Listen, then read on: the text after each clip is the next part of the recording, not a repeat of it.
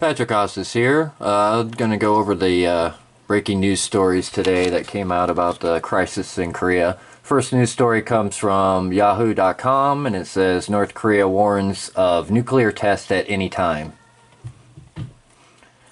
Seoul, North Korea warned Monday that it will carry out a nuclear attack at any time and at any location set by its leadership in the latest rhetoric to fuel jitters in the region.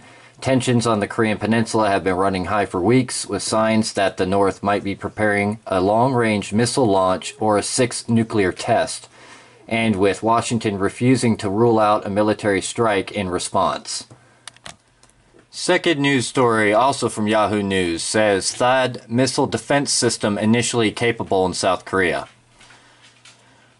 The U.S. military THAAD missile defense system in South Korea has reached an initial operating capability to defend against North Korean missiles, U.S. officials said on Monday, forging ahead with the system despite staunch objections from China. Third story is from Korea Times, and it says, why China urgently recruiting Korean Chinese interpreters for town near North Korea. And it says, a Chinese town near the border with North Korea is urgently recruiting Korean Chinese interpreters, stirring speculation that China is bracing for an emergency situation involving its nuclear-armed neighbor. The Oriental Daily, a Hong Kong-based news outlet, published the story on April 27th, including a photo of a Chinese government document ordering the town of Dangdong to recruit an unspecified number of Korean Chinese interpreters to work at 10 departments in the town, including border security, public security, trade customs, and quarantine.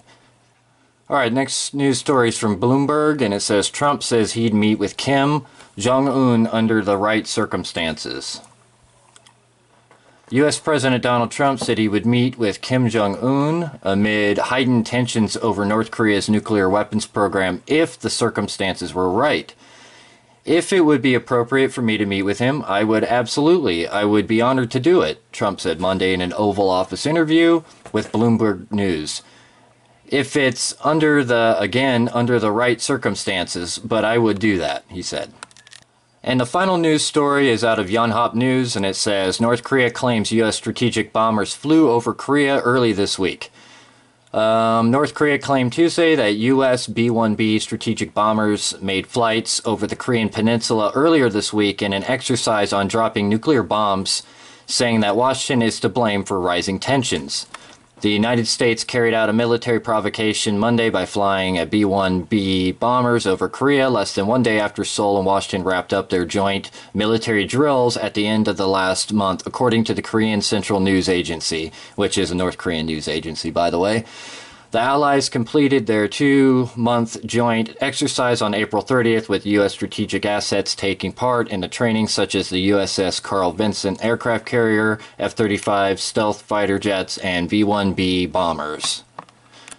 And it goes on down here. The B-1Bs from Guam sneakily flew over sky.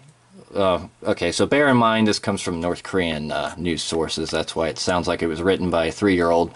The B-1B from Guam sneakily flew over sky above the East Sea on Monday and joined cooperative operations with strategic striking means, including the aircraft carrier and nuclear-powered submarine, the KCNA said in an English report.